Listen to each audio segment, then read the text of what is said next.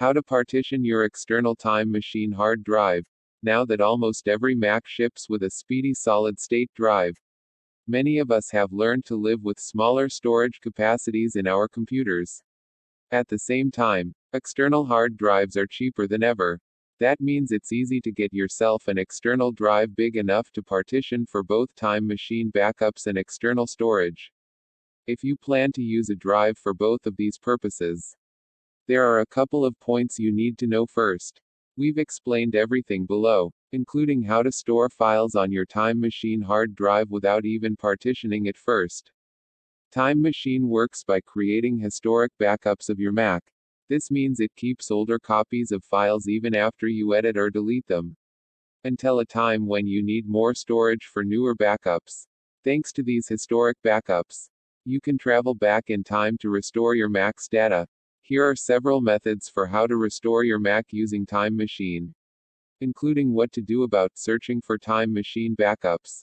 In contrast, the alternative to historic backups is to overwrite the previous files every time you back up your Mac. With this method, you'd have no way to retrieve a deleted file if you already made a new backup. Obviously, that isn't particularly useful. The downside to Time Machine's historic backups is that the oldest files remain on your drive until it runs out of storage. You might not care to have extensive backups of files you deleted years ago, in which case there are better uses for your external drive. The more you use a mechanical item, the more likely it is to fail. Your external hard drive is no exception. It has moving parts that read and write data, which can give out over time. If you choose to use your Time Machine drive as external storage, you might shorten its lifespan by doing so. This is because the drive will carry out many more read and write actions as you save, edit, and delete extra files. It's also worth mentioning that Time Machine doesn't back up any extra files you keep on your external drive. Even if it did, you'd lose the original files and the backup at the same time if your drive stopped working. Technically, there's no need to partition your hard drive if you want to use it for external storage as well as Time Machine backups. All you need to do is start copying files and folders onto the drive using Finder. If your Time Machine backups are encrypted, you might need to authenticate changes to the drive with your administrator password.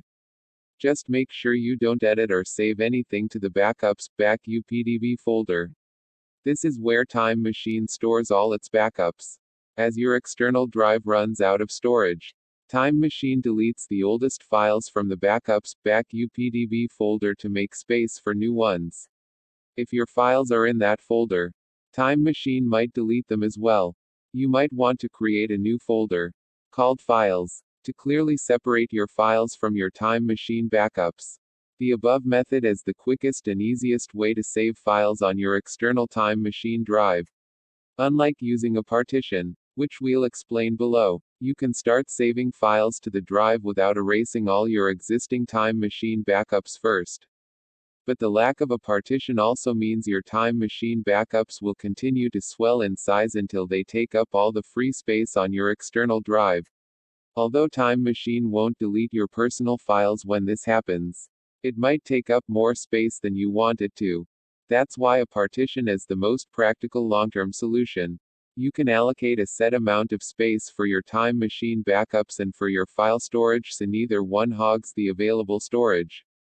After you partition a hard drive, your Mac sees each partition as a separate drive.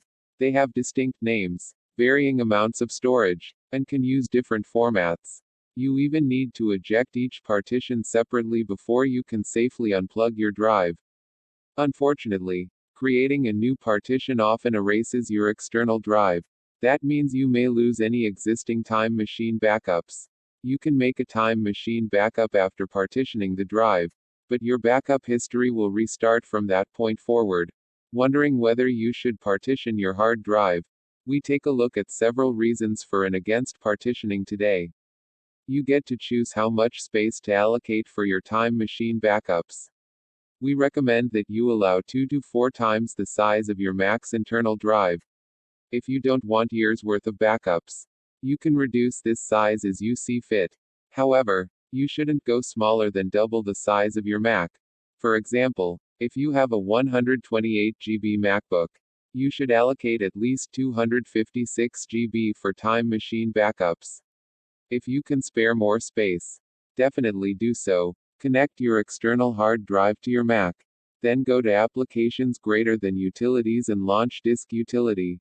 Select your external drive from the sidebar and click the Partition button. Use the Add Plus option to create a new partition and choose the name, format, and size for each partition by selecting it in the diagram. Your Time Machine partition must use the Mac OS Extended, journaled format.